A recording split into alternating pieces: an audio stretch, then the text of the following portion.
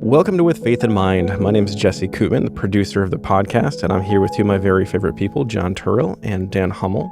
Welcome, guys. Hello. Good to see you. Welcome. We are doing a special episode this week. We are doing kind of a mid-series check-in. We're going to talk about some of the things that we've learned along the way, some of the questions we still have that we're hoping to get addressed, as well as just kind of informally process together, because we don't get a chance to always sit down together and kind of go over what the other people have had conversations about, and really just kind of have an informal chat about where we're going with this whole process and what we've taken away so far. So I'm going to kick it off with you guys with just a real basic question of, what have you guys thought of this series so far? Have you guys been really enjoying the process? Have you learned a lot?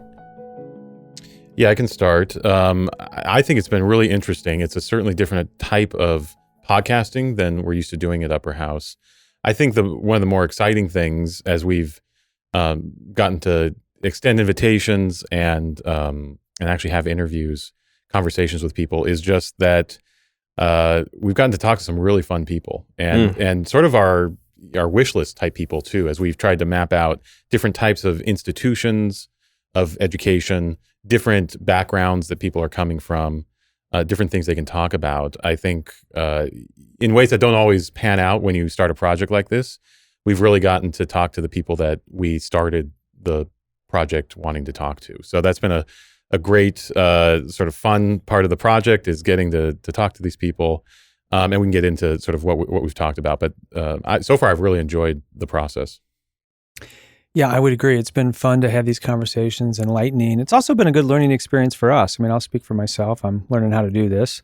I'll have a podcast voice and let my personality come through. And so that's been really good and developmental, and I've enjoyed that process as well. So a lot to learn. I think, across the board, there's a keen sense of the need for Christian education. I think there's a lot of differing views about how to accomplish that. Yeah, and no kidding. A lot of factors that make that complicated. So one of the things we talked a lot about in our intro was why Christian education at the Crossroads. Why are we calling it this? What have you kind of come to the conclusion about as far as our name goes? What is the crossroads that we keep running into? What are some of the themes or characterizations of the struggles in education, or the challenges that are the conflicts that we see arising regularly? Well, I can jump in, and I think it's a rich metaphor, the crossroads, and I think there's a lot of different ways you can think about it. I'm just going to get specific with a couple of the interviews. I think of one of the interviews we've done, Charlie Cotherman, who talked to us about the history of the Christian Study Center movement, and he's someone who thinks about Christian study centers, which tend to be located in urban university settings. He's also a leader in an effort to sort of lead Christian education in rural settings as well. So there's a big crossroads there for someone like Charlie, who's trying to think about sort of where to dedicate resources, where does the church need education in this moment. And then another person I think about is Andrea Turpin, who talked to us about the history of Christian higher education. And, one thing, often when you talk to historians, you come away realizing nothing that you think is new is actually new, that there's always been sort of a certain iteration of that before. And so the crossroads are interesting because it's not just one crossroad. I don't think we're at some utterly unprecedented moment in Christian education, but each crossroad is different and has its different challenges. But she was someone who helped me understand in a sort of stronger way that a lot of the issues that we see as sort of perennial issues in education and Christian education are ones that have very long histories, and that there have been other moments in the past where it's felt sort of as important as now to deal with those things. Does it strike you odd that he would identify with the historical aspects in the interviews? Not at all. Yeah, so Dan's a history crazy person. We love him for it. One of the themes that I've noticed is almost everybody we've talked to on some level has talked about the demographic cliff. Mm-hmm. What have you guys learned about the demographic cliff? I know, John, you've had a lot more experience with this conversation than others, but Dan? I'd heard a lot about it. I didn't actually know the cause or the root cause of it, and it really is. It traces back to decisions by couples, parents, in around 2008 in the Great Recession to really limit or refrain from childbearing. And so fewer students, potential students born, children born in those years, starting in 2008. In 2026, those kids enter college. And so we're facing a real demographic drop-off. Those numbers have been trailing off to begin with, but trailing off significantly since 2008. So the freshman class of 2026 is going to be much smaller. And so you have a lot of colleges and universities, not just in America, United States, North America, United States, and Canada, but all around the world now, trying to, attract and draw students in to matriculate through their program. So there's, fewer students.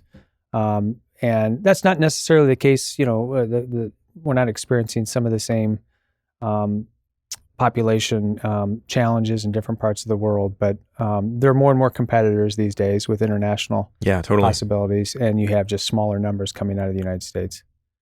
So on that note, so we've talked about some of the challenges. What's one of the things that hasn't been addressed yet in our conversations that you're still really eager to know about? So we still have several conversations to have in this series before we wrap up. What are some of the things you're hoping still come out? Yeah, I would say that, we've heard some reflection about a reimagination for Christian education within the church. And so I'm really eager to have a few more conversations with church leaders, denominations, ecclesiastical bodies that have been thinking about Christian formation and education for a number of years or decades or even longer. What can we learn from them? What trends are they seeing? Are adult learners and students and young people starting to find intrigue and interest in Christian education again? Are those courses starting to ramp up? What are the ways that churches are reimagining Christian education? I think there's a lot more to learn there for sure. Yeah, for me, I'm eager. One of the things that struck me is, and this was sort of obvious from the beginning, but it's come through with the interviews. We are interviewing a lot of Protestants, and that's kind of own who we are, where we come from. We're interested in sort of Christian education in the broad, American church, a lot of it Protestant. But I'm eager for a couple conversations that still have to happen, where we're going to be hearing from Catholic or other voices to get a sense of what Christian education means from those traditions. And I think there'll be probably a lot of overlap. I mean, it's not entirely a different world, but there'll also be interesting differences that I think. And Jesse, you're the one who's been on all of these interviews. Neither of us have been in on them, but I think there are recurring patterns when you talk to enough people in this space of what people are thinking about, how they're framing the need for education, and what they think that looks like. And it's always good to sort of get a wider lens when you can. So eager to hear from some voices outside the Protestant fold. Yeah, and I think to speak to that wider lens, I think there's a lot happening internationally. Shirley Rolls was a person we spoke with. She runs an association that's helping Christian colleges, institutions of higher education around the world find each other, think about curriculum innovation, think about Christian formation. They're gathering leaders from these institutions around the world. There's a ton happening around the world. I mean, the growth is in some places explosive, exponential growth. And, we're mostly experiencing a contraction in North America. But that's not the case around the world. Yeah. And so that's really interesting. So I think, a different lens is to kind of zoom out and then zoom in different regions of the world. That's a great point. And I want to follow up on that too, to talk about some of the things that have surprised you guys. So having sat in on all of these conversations so far, I've learned a ton. This is not my normal space that I exist in, unlike you guys. So I've learned a ton, but I'm curious even more than what I can bring to that part of the conversation. I'm happy to chime in a little bit. What are the things that you guys, as people who follow this sphere normally, what are the things that you've learned so far? What things that you've taken away that are actually new to you? Well, one thing that I could speak to, and again, this is hopefully a follow-up conversation with us, but one of our conversations was with Gene Habecker, who comes with just a long kind of pedigree of Christian leadership, organizational leadership, chairman of the board of Christianity Today, president of Taylor University, American Bible Society. I mean, just a long track record. And, he's also on the board of the Consortium of Christian Study Centers. So he sees the potential of entities like Upper House, these initiatives that are taking place on public, non-religious university campuses that are bringing a Christian worldview, Christian theology, deep Christian integration to bear on professional practice and academic disciplines. And he speaks very encouragingly of that movement. He's also a big believer in the Christian college movement. He spent a lot of years there in several institutions, leading Christian colleges. But he's also pointed us to some work that's starting to emerge out of churches, mostly around the world, where a lot of churches are taking Christian formation and even Christian college as a sort of personal responsibility.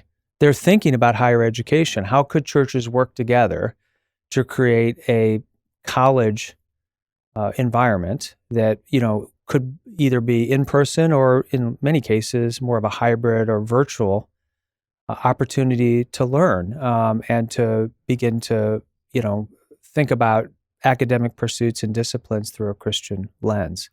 And so this church college movement is something that's really new to me that I don't know anything about, but it was raised as one of the real potential building blocks or future building blocks of Christian formation around the world in the years and decades to come. So I would like to explore that. It's a democratization of college in some ways, opening up college life to large numbers of people around the world that might not otherwise economically have an opportunity to do that. Yeah.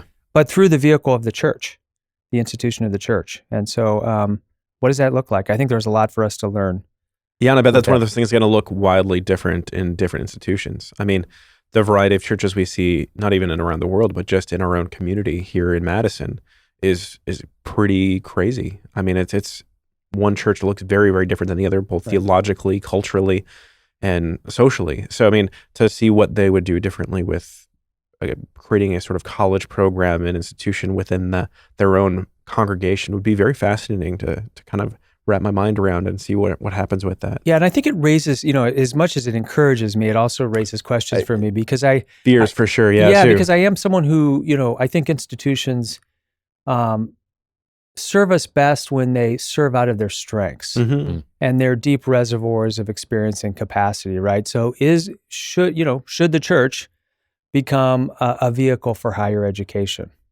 Yeah, and I'm sure some churches could meet that need exceptionally well, and others could probably really struggle at it. But if there's a push to lean into that across the board, we could see issues rising in the diversity within that. Yeah. So I just think there's a wide range of questions, and who are we? I think we have to be careful about making judgments about movements around the world too. Yeah. Because I think we have our North American lens, but if you talk to people in Nigeria, they're going to tell you a very different story about how things are evolving and changing there. So, Well, a couple things that have surprised me. One shouldn't surprise me because I work at Upper House, but it continues to surprise me, is how much the people I've talked to have emphasized formation as part of education. And those can, at least in a mind like mine, seem somewhat different. That, formation might be much more about character formation, spiritual practices, things like that. And education is about information and sort of learning things. But how sort of guest after guest has emphasized how they see these things as really working together, and that good Christian education is also deeply invested in Christian formation. And I think of Carl Johnson, the director of the Study Center movement, the Consortium of Christian Study Centers, really made that point in our talk with him. The other thing came out of interviewing Shirley Hoogstra, who is the president of the Council for Christian Colleges and Universities. And she put words to something that I was getting a sense of as we were doing the planning for this, which is she really sees all of the different institutions we've been talking about as part of an ecosystem that really function at their best well together. And so from, you can think of from cradle to grave, there should be Christian education happening for every person. And I'm so glad we didn't name this series Christian Higher Education at the Crossroads, which was one option we were thinking of, because that would have really narrowed us into one type of conversation, and having a much fuller sense of the ecosystem of Christian education. Every Christian college student, comes out of a certain educational trajectory and then will go into another one after their time at college. So she's given me that sort of sense to be looking around for the ecosystem connections on a lot of these institutions we're talking about. They don't all work together all the time. Like, they don't all see the ecosystem. So it's sometimes up to the observer to pull back and understand how they all work. But at their best, I think they do understand. The church understands its role in relation to colleges, in relation to primary schools, and so forth.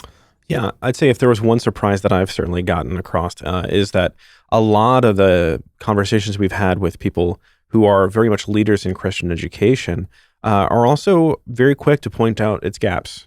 Not that I wouldn't expect them to be aware of their blind spots or to have this knowing where there is not a plug to be filled within their institutions, but how they are really good at acknowledging the limitations of Christian education, specifically in higher education, where there are, kind of getting to your point, a lot of formation things, and they considered an ideal environment for developing the life and mind of a young person, a young adult. But also, there are needs that some Christian institutions can't meet. Whether it be programmatically, so like there aren't many Christian education facilities for becoming a doctor or a lawyer. And they've been very forthright about that. And then they are quick to praise the other options that exist, whether it be Christian study centers, whether they be campus ministries like InterVarsity, like Crew, et cetera. But they're really keen to say that like there is not a single model that is for everyone. And I've been really pleased and encouraged to see these great people of these great institutions really express humility in that in a very way that's humbling to myself, as well as encouraging to me to see people can get their needs filled for Christian upbringing at different stages in their life through various means well. Yeah. Just I think that's a really good point, and I want to kind of jump off that point and return to something that Dan spoke about, and that is this idea of kind of a spiritual ecosystem.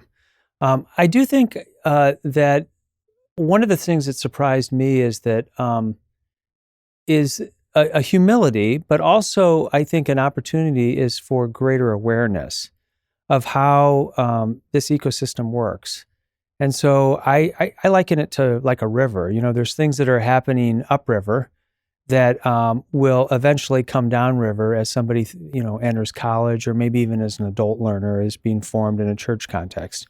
And so a lot of recognition that, what we do with kids in early childhood is critical. Absolutely. I mean, we're really working, kind of in the early stages of growth and development. It's upriver in so many ways.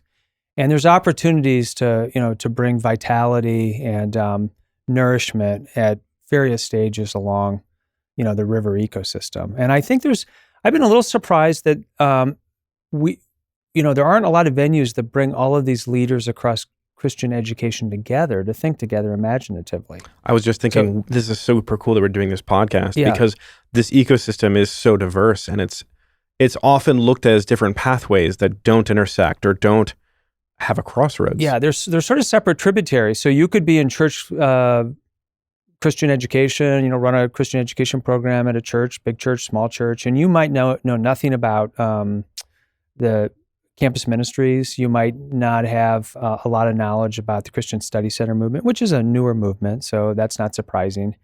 You may not have any relationships with faculty or administrators at a Christian college, and you could say the same for somebody at a Christian college or some. So I think creating opportunities for us to learn together, to share practices that seem to be working.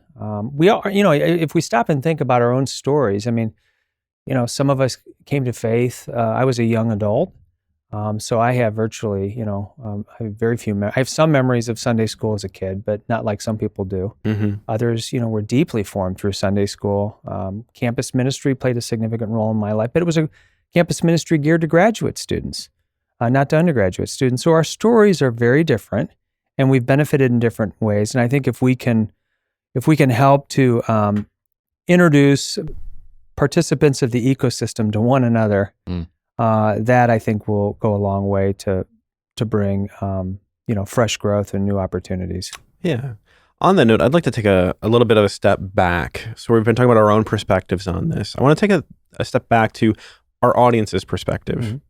As we think about our audience, and hopefully we've had many people listening to a lot of these podcasts in the series already, if not all of them, what are some of the takeaways you hope that the audience has gotten out of our conversations so far?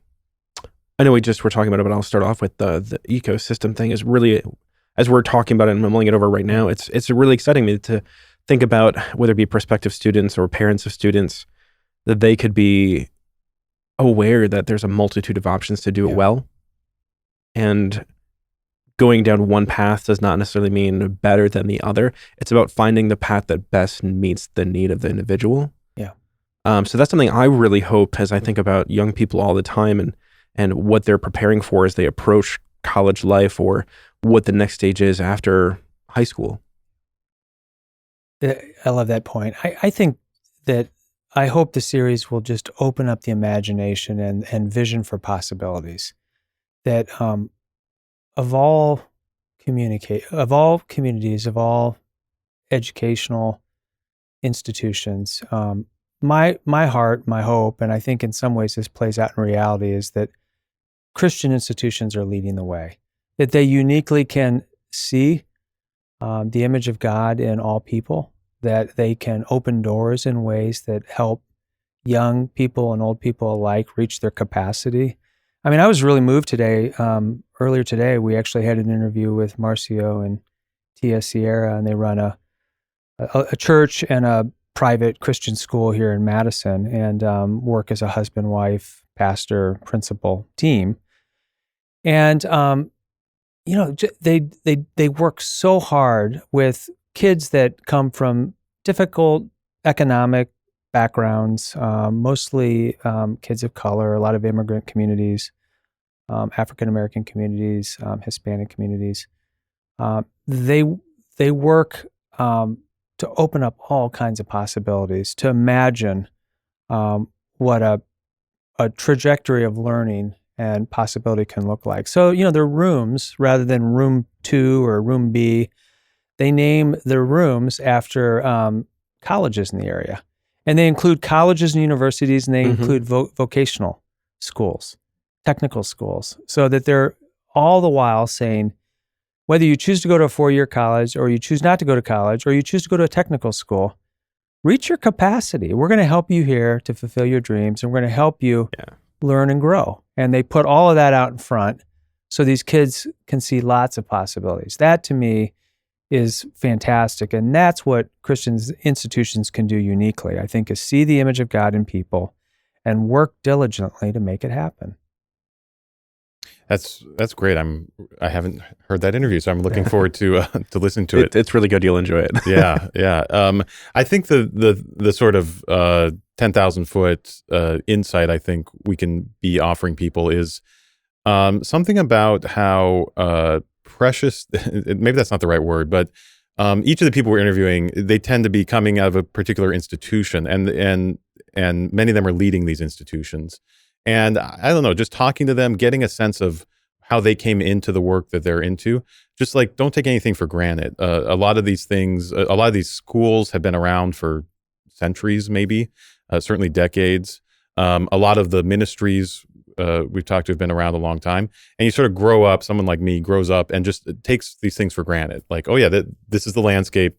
And because we've had this crossroads metaphor and thinking about what's changing, realizing that a lot of these institutions that these leaders we're talking to, they're thinking about significant change in their own institutions, either in the recent past or in the recent or in the near future. And so the landscape might look a lot different in a few years, and that's what drew us into this topic, being interested in it. But it's something that I think we can often take for granted if we're not thinking, sort of paying attention to what's actually going on and to hearing the stories of the people leading these places. And so I think of someone like Carl Johnson leading the Consortium of Christian Study Centers, just how new that is, even though it's, you know, I came into this work just a few years ago, sort of took for granted that there was a consortium, took for granted that there's a network. Carl's someone who's been in the Christian Study Center world for decades. And he recalled during our conversation how that was, you know, something that had to emerge in pretty recent history. To really put it so that someone like me who joins in 2019 just sort of assumes that this is how the way, you know, Christian study centers work. So I came to that realization over and over again with the people I've been talking to. So listeners, don't take anything for granted, and be curious about where these institutions have come from and where they might be going. Yeah, and I think our listeners can be heartened, encouraged by the amount of innovation that's taking place. I think sometimes it's easy to look at education and think of it as one of those places that doesn't, you know, change very quickly. Mm-hmm. But boy, there's a lot of creative thinking that's taking place out of necessity at all levels. Institutions of higher education, Christian primary, secondary schools, churches are really wrestling with this stuff. There's a lot of just really good creative work. Now, in some ways, this is a bit of an old story, and I want to draw Dan out, our historian, because we've always been doing Christian education from the very beginning. And some of our conversations, you know, punctuate the story that goes way back, right, from the first members of the church, right? I mean, this is all the way back to the very beginning, and even into the, you know, the Hebrew scripture. You know, it's a story that's, you know, old and dated, and yet there's all kinds of new tools that are available. There's new ways that we're thinking about this. I think even COVID. I mean, we're hearing stories about COVID and lessons learned from a pandemic and how to educate and attend to emotional, physical, and spiritual needs when you can't gather in person. Yeah.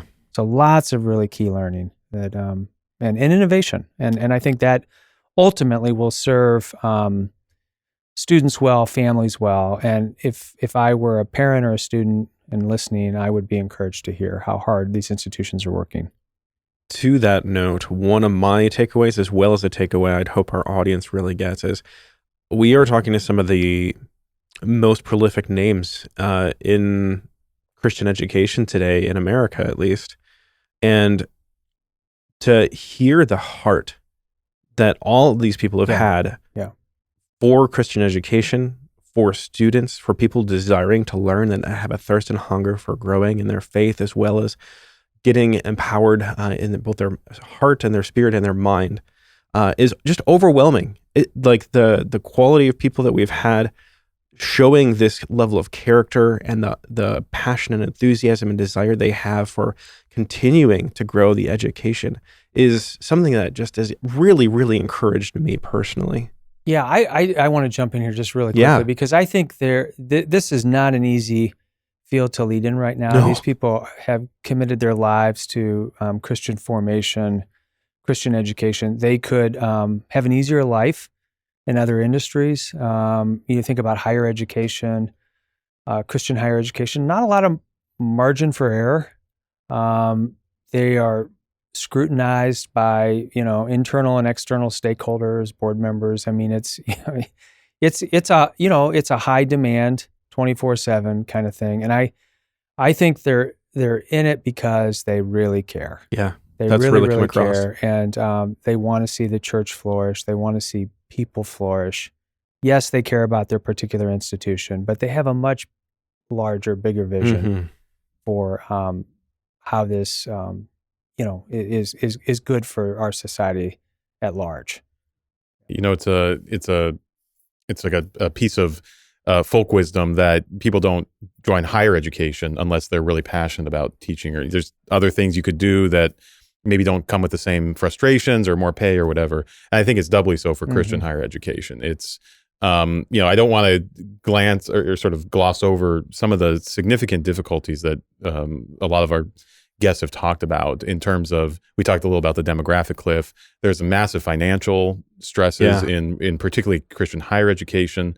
There's, the unique pressures of church world where people have very, very strong opinions and are invoking God on their side for their opinions. Well, and even the cultural wars that they get caught up in. Trying to navigate just all the opposing forces and voices around hot button cultural issues. And particularly issues that touch on, staying for someone like Shirley Hoogstra for, core issues around who a university can hire, what sort of standards they can put on their faculty and students that strike for a lot of these colleges at the core of being a Christian college. Right. So it's really, certainly a doubly thankless industry to be in right now. Yeah. But at least in our interviews, you never got a sense that these people were complaining at all. I mean, maybe we should have had what would you complain about if, but really got a sense that they felt called into these areas. And it's always fun to talk to people who show that sort of spirit and commitment to their work. Yeah, right. On that note, one of the things that has also surprised me when we were first setting out to do this, one of the things I thought we'd hear a lot more of is complaining, but not necessarily negative complaining, but like talking about some of the challenges that I anticipated that really haven't come up a lot. And we've even, in some cases, tried to get these things to come out and they just haven't been prevalent. So the big political intrigue, we've talked some people about Title IX and a few other things here and there, state regulations, et cetera. And those things exist, but they've never been the focal point of how these people view their positions or their roles or how they lead their institutions. It's been very much a point of opportunity and an obstacle to work with and around, but not something that they feel impeded by, which surprised me. I really thought that we'd get more people who look at these things as obstacles for achieving their goals in education or in Christian formation. So I've been really encouraged to see the way people have really not focused on those as challenges or obstacles to try to break down or overcome, but to be worked with and to be leading alongside the challenges because they exist for a reason. And I think that's been really awesome, but very much not what I anticipated. I thought we'd get a lot more people talking about the concrete ways that the political intrigue and regulations and things really impeded, or even the financial considerations really impeded their goals. Well, I wonder if you, just thinking of the type of people who might rise to the leadership of these institutions, I think you have to, John, you might be able to speak on this better, but you have to have a certain perspective that the challenges aren't insurmountable, and in fact, are going to be overcome for what you're trying to do. So I wonder if there's a little selection bias in sort of talking to leaders of colleges and institutions. You don't get to that position unless you have a certain way of compartmentalizing the problems and sort of focusing on the positives. Yeah, I didn't really think about that when we set out. We never looked for a failed institution and tried to interview the leader of the failed institutions. Yeah. That would have been maybe an interesting pick to go at. I'm not sure I would have voted for it, but it would have been an interesting take for sure. Yeah, that's interesting. Yeah, and I think the region of the country, we've been mostly talking to leaders in the United States, and I think the state environments really matter for Christian education, for the life of churches. I think that there are, it surprised me. It came out that, especially leaders that have moved from an institution to another institution in a different state or different region of the country, they notice the difference. Yeah. There are states that are more accommodating, states that are more restrictive. I think then the pressures swirl around in different kinds of ways. And that was something that, actually, get back to the surprise question, that was something that really surprised me. I would have imagined that would be true, but I think it was really expressed, as a unique shift depending on where you are. Yeah. Well, I think I want to start wrapping up here, but I want to give you guys both an opportunity to talk about what it is that you are really hoping for in the next several conversations as we start to conclude the series. I'll go ahead and start off with, I'm really looking forward to interviewing you, John. I've been attending at Upper House events for, almost as long as you guys have been around. You and I have had a very cursory relationship over that time, but over the last year, it's been growing a lot as I've been working with you a lot more. As you're coaching me. Yeah. I'm learning a lot from you too along the way, John. Don't worry. But I really am excited to learn more about the institution that's been near and dear to my heart that I don't know much about on the back end. I don't know much about how it started or the principles with which it's founded. And getting to know about an individual study center's experience is something I'm really excited about. Yeah, it's sort of a microcosm of this big movement, but I think a good microscope in. I mean, I think there's some things that we can learn, and some of the tensions we felt, I think, would be indicative of the larger Christian formation, Christian education movement. Yeah, good. I can talk about, I'm excited for a couple interviews coming up that will be really focusing in on students and their experiences and serving students. So a lot of the conversations can be much more about institutions and sort of just running of institutions. I'm going to have a couple conversations coming up talking about campus ministries, so a ministry serving students. And then we're actually going to interview a student. But really getting a sense of what are the benefits of a Christian, particularly sort of college education, lived experience, or what is it actually done for people's lives, or what can it do in the case of campus ministry. So that's just in the interviews I've had so far. I haven't gotten into sort of the lived experience of being a student in one of these types of institutions. So I'm excited for that. One of the things I'm excited about, and it's on my list of potential interviews, is to find, and there are a few names, a couple individuals we'd like to speak to that are leading major flagship public universities. These people are people of faith, Christian conviction, but they're leading, a large secular, non-religious institution. And so how do you navigate those tensions? How do you create an environment that is truly welcoming to all residents of the state and far beyond, right? And including dimensions of faith and spirituality. And so, that's an important set of interviews Yeah, I'm looking forward to that one too. We really want to explore. And so I think that will shed light on how we think about formation in places that aren't founded as Christian institutions. Awesome. Well, thank you guys very much for this conversation. I've learned a lot from you guys in terms of what you've taken away and what you're looking forward to. I am just so thankful for each of you and your heart for doing this work together, for what we're bringing to our audience because of your hard efforts. So thank you both so much for everything that you're doing and for continuing on the good work. I'm glad we did this check-in. It's actually been really helpful to do this at the midway point. It helps, forces me to do some reflection and then to think about what we're most excited about, what we most need to complete this conversation. Yeah. Same here. Thanks, Jesse, for your editorial work on all this stuff too. You're the tie that binds it all together so far. Appreciate that. Thankfully, I don't have to do a lot of editing with these two. They're usually really great, but it is a pleasure to get to polish up a little bit here and there and get you guys the best product we possibly can. On that note, thank you all for listening. We are grateful for all of our audience members. Please do like, share, subscribe. Let people know what's going on. If you'd like a particular episode, be sure to let people know. We're really wanting to make sure everybody who would benefit from this podcast gets a chance to hear it. Thanks for joining us. If you enjoyed today's podcast, be sure to subscribe and give us a rating on your favorite podcast app. Also, be sure to check out our upcoming events at upperhouse.org and our other podcast, Upwards, where we dig deeper into the topics our in-house guests are passionate about. With Faith in Mind is supported by the Steven and Laurel Brown Foundation. It is produced at Upper House in Madison, Wisconsin. Hosted by Dan Hummel and John Terrill, our executive producer and editor is Jesse Koopman. Please follow us on social media with the handle @UpperHouseUW.